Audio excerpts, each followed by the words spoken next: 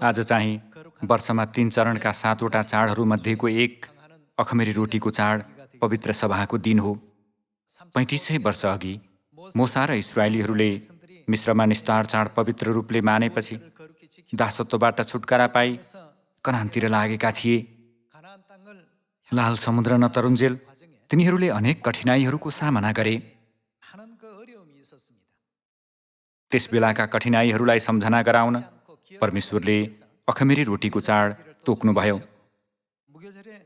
अखमेरी रोटीको चाडको वास्तविकतामा येशू ख्रीष्टले निस्तार चाड मान्नु भएको भोलिपल्ट क्रुसमा टाँगिनु भएर अखमेरी रोटीको चाडको सबै अगमबाडी पूरा गर्नुभयो भनेर बाइबलले बताएको छ।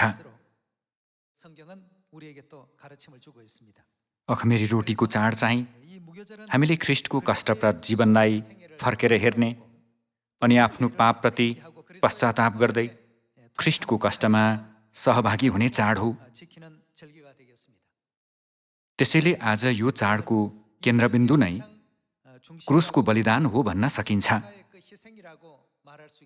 यो दिनमा हामीले आफ्नो कष्टलाई मात्र सोच्ने भन्दा पनि बरु ख्रीष्टको जीवनलाई पछ्याउनु पर्छ।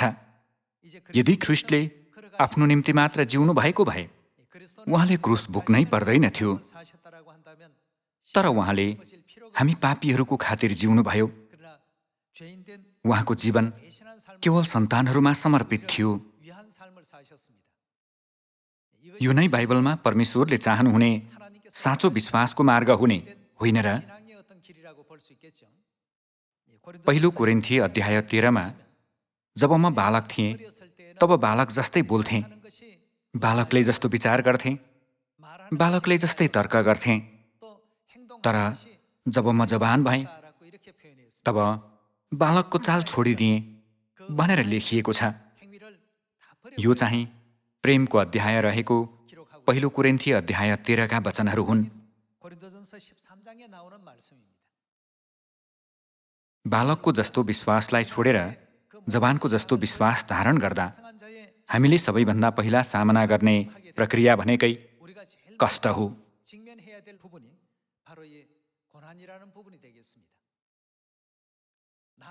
यदि हामी केवल आफ्नो खुसीको निम्ति नभएर अरूको खुसीको निम्ति जिउनमा केन्द्रित रहन्छौँ भने हामीहरू पितामाताले चाहनु भएको पूर्ण अस्तित्वमा नयाँ गरी जन्मन सक्नेछौँ।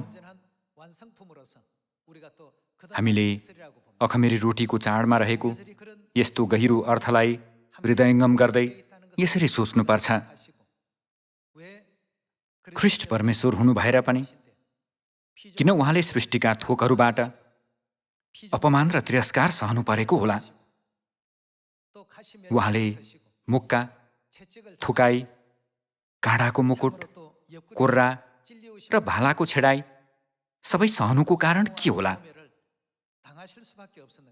छेउमा टाँगिएको डाकु जस्तो मानिसबाट समेत उहाँले गिल्ला र अपमान पाउनुको कारण के होला?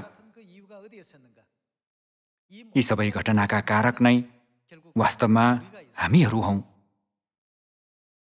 यदि ख्रीष्टले आफ्नो निम्ति मात्र जिउनु भएको भए उहाँ यो पृथ्वीमा शरीर धारण गरेर आउनै पर्दैन थियो, न त क्रुसको कष्ट भोग्नु नै पर्थ्यो।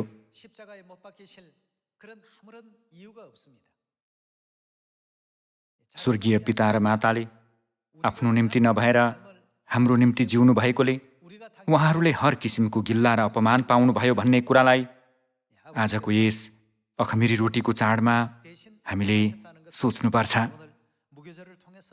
साथै हामीले पाएको मुक्तिको मूल्य साँच्चै नै अकल्पनीय छ भन्ने कुरालाई हामीले यो समयद्वारा पुनर्स्मरण गर्नुपर्छ।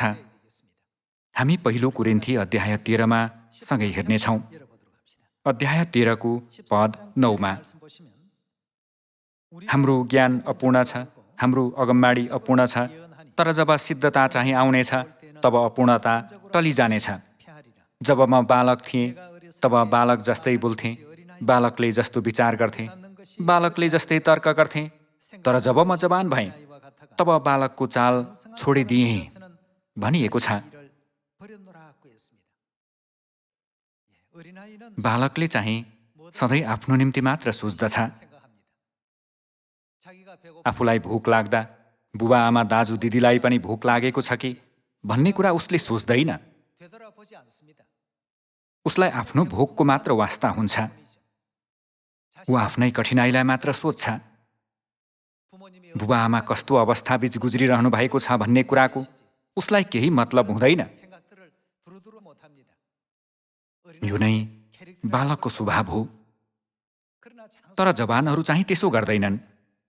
उनीहरू अरूप्रति विचारशील हुन्छन्। आफ्नो सन्तानले खाना खायो कि खाएन इत्यादि कुराले बुबा आमालाई सधैँ पिरोल्छ। सन्तानले खाना खाएन भने किन नखाएको होला, बिरामी छ कि, साथीसँग जुध्यो कि भनेर सधैँ अरूको निम्ति सोचिदिने मन नै बुबा आमाको मन हो। यो जस्तै पिता र माता हामी मानव जातिको निम्ति यो पृथ्वीसम्म आउनुभयो। यदि उहाँहरूले आफ्नो महिमालाई मात्र सोच्नु भएको भए नगन्य यो सानो संसारमा उहाँहरू आउनुहुने नै थिएन। परमेश्वरले स्वर्गमा असङ्ख्य स्वर्गदूतहरूबाट दिनहौ सेवा र प्रशंसा पाउँदै महिमित जीवन जिउनु पर्ने, तर उहाँहरूले केवल हाम्रो चिन्ता गर्नुभयो। दाजुभाइ दिदीबहिनीहरू, परमेश्वरले किन बालकहरूमा आफूलाई मात्र सोच्ने त्यस्तो स्वभाव हालिदिनु भएको होला? अनि आफू जतिसुकै भोको भए पनि आफ्नो सन्तानलाई चाहिँ एकछिन पनि भोको रहन नदिने त्यस्तो स्वभाव किन बुबा आमामा हालिदिनु भएको होला? यी सबै प्रश्नहरूको उत्तर पहिलो कोरिन्थी अध्याय 13 पाउन सकिन्छ। त्यसैले पहिलो कोरिन्थी अध्याय 13लाई प्रेमको अध्याय भनिन्छ। ख्रीष्टले हामीलाई प्रेम गर्नुभएको हुनाले स्वर्गको महिमालाई पछाडि राख्नु भएर उहाँ यो पृथ्वीमा आउनुभयो। अनि मानिसहरूबाट अपमान र खिसी सहनुहुँदै केवल सन्तानहरूको मुक्तिको निम्ति बलिदानको बाटो हिँड्नुभयो। त्यसको प्रमाण नै आजको यस अखमेरी रोटीको चाड हो। वास्तवमा निस्तार चाड लगायत सबै चाडहरू महत्त्वपूर्ण छन्। तर अखमेरी रोटीको चाडको अर्थलाई नबुझेसम्म हाम्रो विश्वास कहिल्यै पूर्ण हुन सक्दैन। किन परमेश्वरले सधैँ अरूलाई सेवा गर्नु, बुझिदिनु, केही दिनु भन्ने शिक्षा बाइबलमा राखिदिनु भएको होला? अखमेरी रोटीको चाडको अर्थलाई ठिकसँग बुझेमा दाजुभाइ दिदीबहिनीहरूलाई सान्त्वना दिन, विचारशील हुन र त्याग गर्न सकिन्छ। तब पहिलो कोरिन्थी अध्याय 13मा बताइए जस्तै हाम्रो हृदय प्रेमले भरिपूर्ण हुनेछ। अब हामीले मेरो लागि केही गरिदिनुहोस् भन्ने खालको बालकको जस्तो विश्वासलाई हटाउनु पर्छ। बरु मेरो वरपरका सन्तानहरूका लागि मैले गरिदिन सक्ने कुरा के होला? मैले उहाँहरूलाई के दिने होला? पितामाताले हिँड्नुभएको बाटोलाई पछ्याउन मैले कसो गर्ने होला भनेर हामीले सोच्नुपर्छ। यस अखमेरी रोटीको चाडद्वारा हामीहरू अरूलाई बुझिदिने, गहिरो र फराकिलो मन लिएका परिपक्व सन्तानको रूपमा नयाँ गरी जन्मन सक्छौँ। अखमेरी रोटीको चाडको अर्थबारे 2000 वर्ष अघि घटेको एउटा घटना हेरौँ। मत्ती अध्याय 26मा, अध्याय 26 को पद 47मा। उहाँ बोल्दा बोल्दै 12 मध्येको एकजना अर्थात् यहुदा आयो। त्यससँग मुख्य पुजारीहरू र जनताका धर्मगुरुहरूले पठाएका एउटा ठुलो भिड तरवार र लाठा लिएर आयो।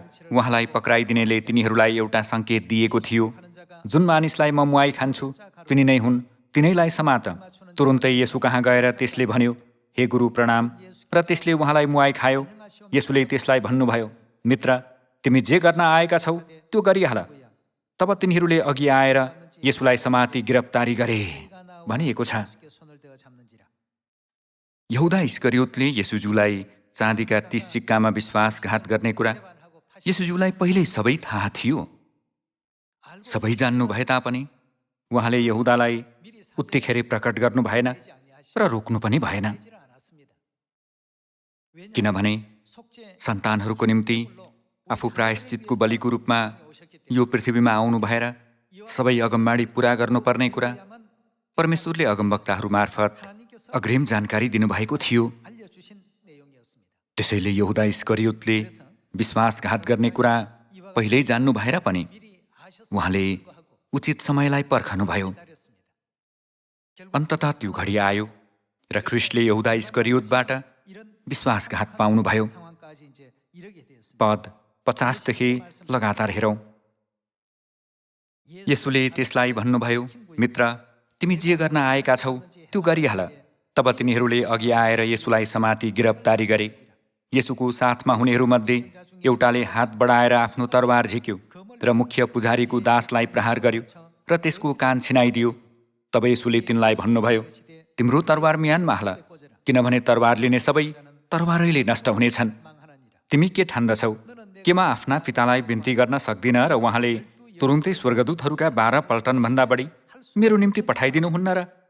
तर त्यसो भएदेखि यी कुरा यसरी हुनैपर्छ भनी धर्मशास्त्रमा लेखिएको कुरा कसरी पुरा हुने? सबै कुरा गर्न सक्नुहुने येशूज्यूले क्रुसमा सजाय अनेक किसिमका दुःख र कष्ट भोग्नु भएको चाहिँ सबै हाम्रो अधर्मले गर्दा हो भनेर यसैया अगमवक्ताले लेखेका छन्। यो सबै हाम्रो पापले गर्दा हो। ख्रिस्टले आफूमा मात्र केन्द्रित रहने, आफ्नो लागि मात्र सोच्ने जीवन कहिल्यै जिउनु भएन। हाम्रो मुक्तिको निम्ति र हाम्रो उज्जवल भविष्यको निम्ति उहाँले बलिदानको बाटो हिँड्नुभयो। आज यस अखमिरी रोटीको चाड हाम्रो निम्ति एकदम महत्त्वपूर्ण र अर्थपूर्ण दिन हो। मेरो वरपरका मानिसहरू र सारा मानव जातिको हितको निम्ति मैले गर्न सक्ने कुरा होला भनेर हामीले आफैलाई सोध्नुपर्छ। हामी आफ्नै असुविधामा मात्र केन्द्रित रहनु हुँदैन, बरु मेरो वरपरका सियोनका परिवारहरूका लागि मैले गर्न सक्ने कुरा के होला भनेर विचार गर्नुपर्छ। कहिलेकाहीँ हामीले अरूको निम्ति त्याग गर्नुपर्ने हुन्छ, कहिले अरूप्रति विचारशील र सहनशील हुनुपर्ने हुन्छ, त कहिले चाहिँ वचन पढाइदिने लगायत अन्य थुप्रै कार्य गरिदिनुपर्ने हुन्छ। ख्रिस्टले आफ्नो निम्ति अथवा आफ्नो खुसीको निम्ति मात्र जिउनु भएन, तर हाम्रो मुक्तिको निम्ति आफ्नो खुसीलाई त्याग गर्दै अरूको निम्ति आफूलाई समर्पित गर्नुभयो। यी सबै शिक्षाहरू समाविष्ट चाड नै यस पवित्र अखमिरी रोटीको चाड हो। हामीलाई अखमिरी रोटीको चाडको अर्थ ठिकसँग बुझाउनको निम्ति येशूज्यूले त्यसो भएदेखि यी कुरा यसरी हुनैपर्छ भनी धर्मशास्त्रमा लेखिएको कुरा कसरी पुरा हुने भन्नुभयो। यहुदाले विश्वासघात गर्ने कुरा पहिल्यै जान्नु भएर पनि येशूज्यूले त्यसलाई आफ्नो चेला बन्न दिनुभयो। उहाँले त्यसलाई आफ्नो नजिकमा राख्नु भएर हेरचाह गर्नुभयो। त्यसरी जिउनु साँच्चै कठिन कुरा हो। आफ्नो विरुद्धमा खडा हुनेवाला मानिस छेउमा हुँदा समेत ख्रिस्टले त्यसलाई प्रेम गर्नु भएर कृपा देखाउनुभयो। सबै कुरा जानिकन पनि यस्तो जीवन जिउने व्यक्ति संसारमा परमेश्वर बाहेक अरू कोही छैन। हामीले सियोनका मायालु दाजुभाइ दिदीबहिनीहरूमाझ यस्तो प्रेम गर्न र यस्तो अनुग्रह देखाउन नसकेका क्षणहरू कति धेरै छन् होला। तर ख्रिस्टले हामी पापीहरूको निम्ति यस्तो जीवन जिउनुभयो। आज यस अखमेरी रोटीको चाडको अर्थलाई बुझेका हामीले केवल क्रुसको घटनालाई मात्र सोच्ने होइन कि क्रुसमा टाँगिनु भएको त्यो क्षणभरि ख्रिस्टको मन मस्तिष्कमा के कुरा खेलिरहेको थियो भन्ने बारे गहिरिएर सोच्ने हामी सबैजना हुनुपर्छ। यो कुरालाई महसुस गरेका प्रेरित पावलले यसो भने, कसले हामीलाई ख्रिस्टको प्रेमबाट अलग गर्ने?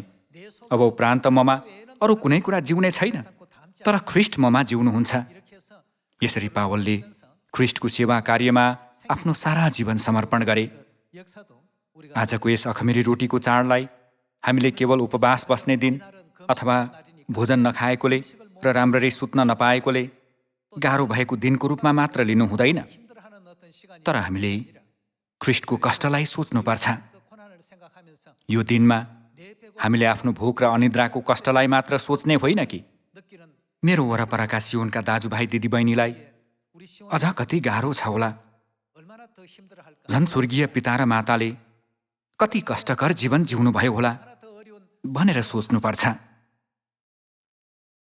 हामीलाई पाप क्षमा र मुक्ति दिन उहाँहरूले यस्तो जीवन जिउनु भएको हो भन्ने कुरालाई आज दिनभरि नै हृदयङ्गम गर्दै अखमेरी रोटीको चाडको अर्थलाई पूर्ण रूपमा बुझ्ने हामी सबैजना हुनुपर्छ। हामी मत्ती अध्याय 26 देखि लगातार हेर्नेछौँ। पद 59 हेरौँ। अब मुख्य पुजारी र जम्मै महासभाले यसुलाई मृत्युदण्ड दिनलाई उहाँको विरुद्धमा कस्तो गवाही खोज्न लागे। तिनीहरूले यसुज्यू विरुद्ध यस्ता झुटो गवाहीहरू बनाएर ख्रिस्टलाई झुटो अभियोग लगाएर गिल्ला र निन्दा गरे। यी सबै कुरा पहिल्यै जान्नु भएर पनि ख्रिस्टले चुपचाप सहनुभयो र सबै स्वीकार गर्नुभयो। झुटो गवाही खोज्न लागे। पद 60 हेरौँ। धेरै झुटो गवाही दिनेहरू आए तर तिनीहरूले कुनै प्रमाण पाएनन्। आखिरमा 2 जना अघि आए र भने, यस मानिसले म परमेश्वरको मन्दिर भत्काएर 3 दिनमा यसलाई निर्माण गर्न सक्छु भन्यो। तब प्रधान पुजारीले उठेर उहाँलाई भने, के त केही जवाफ दिँदैनस्? यी मानिसहरूले तेरो विरुद्धमा दिएको गवाही के हो?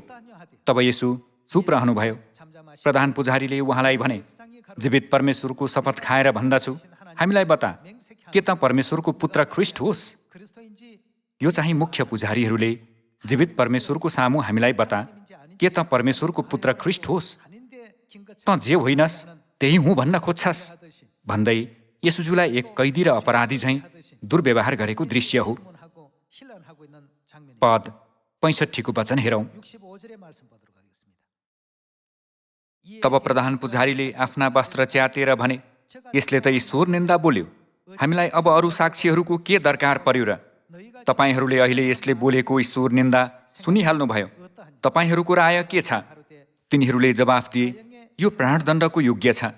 तब तिनीहरूले उहाँको मुखमा थुकेर उहाँलाई मुक्का लगाए र कसैले यसो भन्दै थप्पड लाए, हे ख्रिस्ट, लौ अगमबाडी भन्, तँलाई हिर्काउने को हो?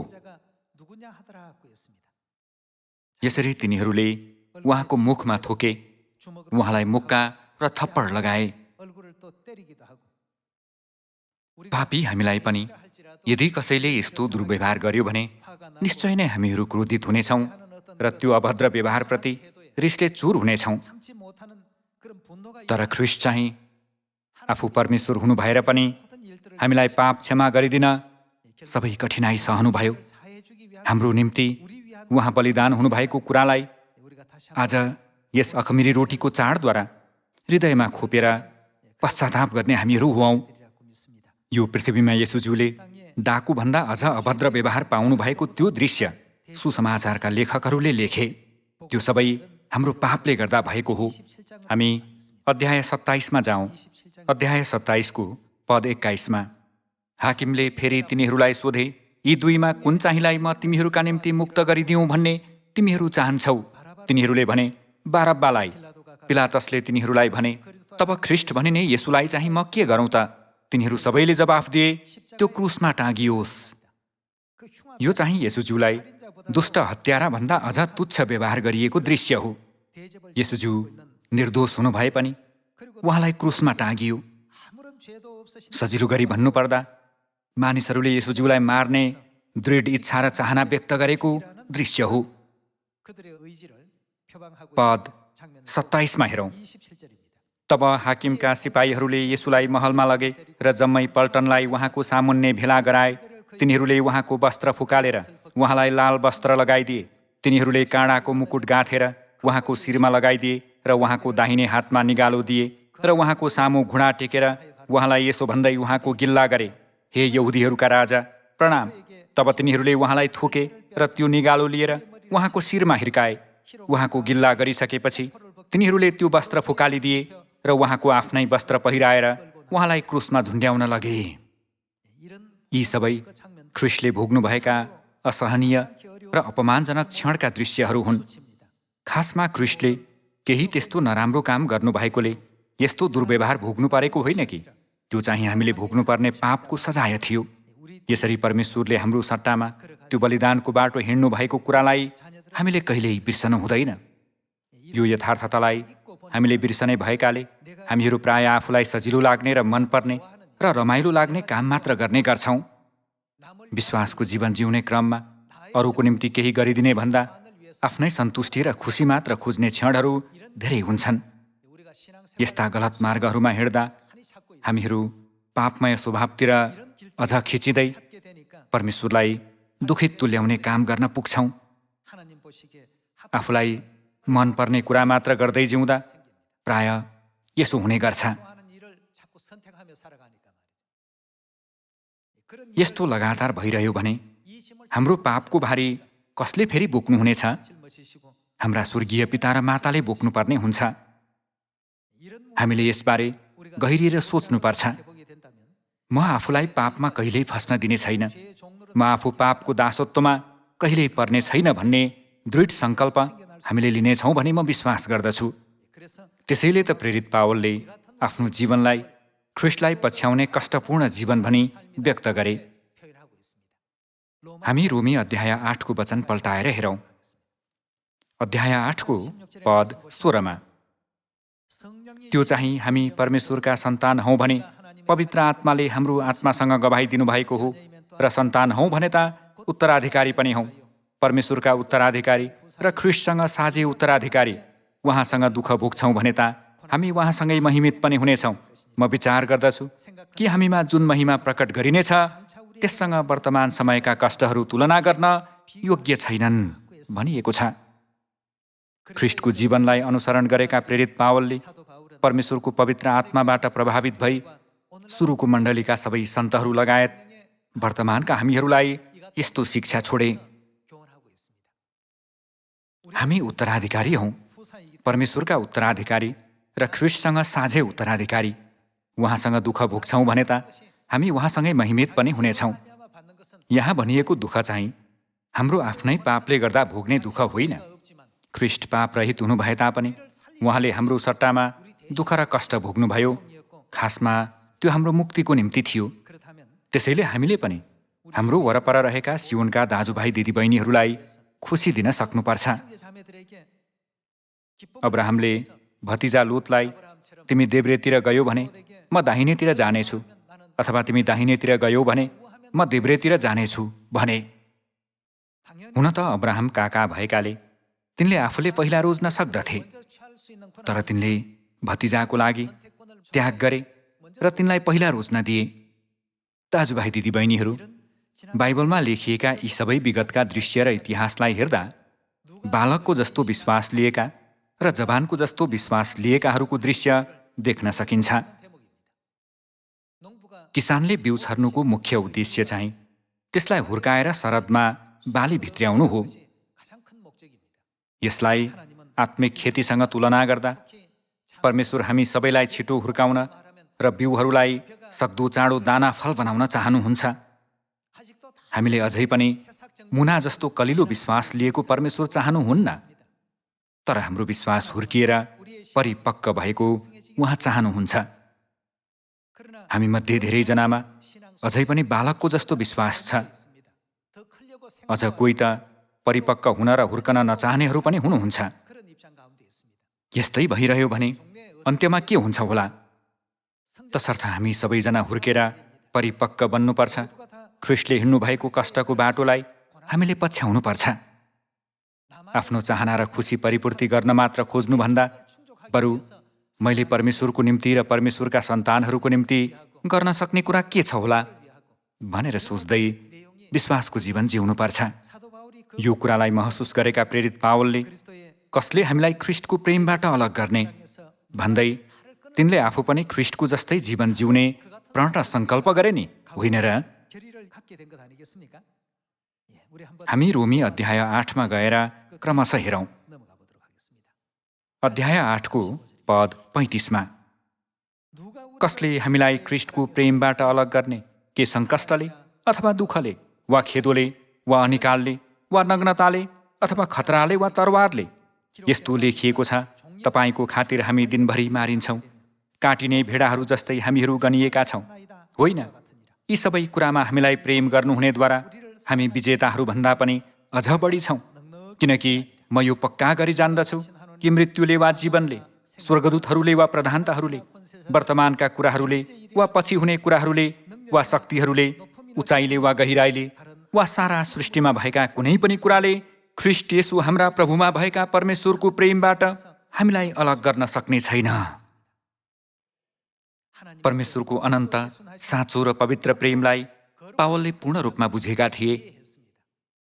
किन ख्रीष्ट क्रुसमा टाँगिनुभयो अनि सर्वशक्तिमान परमेश्वर हुनु भएर पनि आफ्नै सृष्टिका थोकहरूबाट किन हर किसिमका गिल्ला र अपमान निशब्द सहनुभयो भन्ने कुरा तिनले महसुस गरे।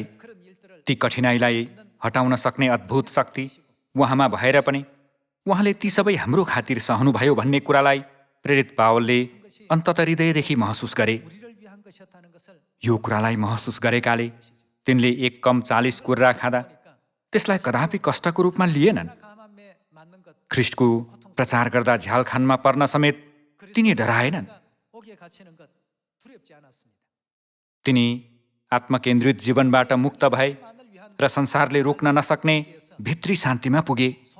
केवल आफ्नो सन्तुष्टिको निम्ति मात्र जिउनुभन्दा बरु तिनले ख्रीष्टलाई राम्ररी सेवा गर्ने त्यो एउटा चरणमा आफ्नो विश्वासलाई उठाए। तिनले आफ्नो निम्ति नभएर परमेश्वरको निम्ति जिए। त्यो विश्वासलाई पुनर्स्मरण गर्ने चाड नै आजको यस अखमिरी रोटीको पवित्र चाड हो। अखमिरी रोटीको चाड मान्नु भनेको यत्तिकै आराधनामा सहभागी हुनु मात्र होइन। यो चाड ठिकसँग मान्नको निम्ति हामीले प्रेरित पावलको जस्तो विश्वास लिन प्रयत्न गर्नुपर्छ। कसले हामीलाई ख्रीष्टको प्रेमबाट अलग गर्ने? त्यसैले पावल आफूले जीवनमा उपभोग गरेका सबै कुराबाट अलग भए। परमेश्वरभित्र हानि गर्ने सानो कुरा नै भए पनि तिनले ती सबैलाई फालिदिए। तिनले त्यस्तो सुन्दर जीवन जिएकाले तिनी भौतिक थोक र सांसारिक अभिलाषाहरूबाट अलग भएर परमेश्वरको नजिक जान सके। यसकारण तिनले भने, अब उपरान्त जिउने म होइन तर को ममा जिउनुहुन्छ। तिनले ख्रीष्टलाई प्रसन्न तुल्याउने जीवन पूर्ण रूपले जिए नि होइन र? तब तिनले कस्तो प्रतिफल पाए? अब उपरान्त मेरो निम्ति धार्मिकताको मुकुट राखिएको छ भनेर तिनले निर्धक्क साथ भन्न सके। दाजुभाइ दिदीबहिनीहरू, हामीले नयाँ करारलाई कुनै चाड अथवा तोकिएको दिन वा समयमा गरिने आराधनाको रूपमा मात्र सोच्नु हुँदैन। यो चाडद्वारा परमेश्वरले मलाई के कुरा बताउन चाहनुहुन्छ होला, म कस्तो मानिस बनेको हेर्न चाहनुहुन्छ होला भनेर आफैलाई सोध्ने हामीहरू हुनुपर्छ। सुसमाचार चाहिँ असल कष्ट हो भन्नुहुँदै स्वर्गीय माताले बारम्बार जोड दिनुहुने वचनलाई सधैँ पुनर्स्मरण गरौँ। सुसमाचारको कार्य हाम्रो आफ्नो सन्तुष्टिको निम्ति नभएकोले कहिलेकाहीँ यो कार्य कष्टकर र कठिन लाग्न पनि सक्छ। तर परमेश्वरको महिमाको निम्ति अनि दाजुभाइ दिदीबहिनी र छिमेकीमा शान्ति ल्याउन र अरूको हितको निम्ति हामीले वर्तमान कष्टलाई सहनुपर्छ। यसलाई ख्रीष्टको सुसमाचारका सिपाहीको रूपमा भोगिने असल कष्ट भन्न सकिन्छ। यो कष्टको बाटो सबैभन्दा पहिला पिताले हिँड्नुभयो अनि अहिले माताले हिँडिरहनु भएको छ। त्यसपछि चाहिँ पिता र माताको पाइलालाई पछ्याउने पालो हामीहरूको हो। पहिला सुसमाचार पाएका हामीहरूले सुसमाचारको खातिर जस्तो सुकै कष्टलाई पनि सहन सकेमा हामी पनि अब ख्रीष्ट ममा जिउनुहुन्छ भनेका प्रेरित पावलको जत्तिकै विश्वासको स्तरमा पुग्नेछौँ। त्यसो भन्न सक्ने यहाँहरू र म हुनुपर्छ। ख्रीष्टको कष्टमा खुसी साथ सहभागी हुने हामी सबैजना हुन सकौँ भन्दै आजको प्रवचन समाप्त गर्दछु। धन्यवाद।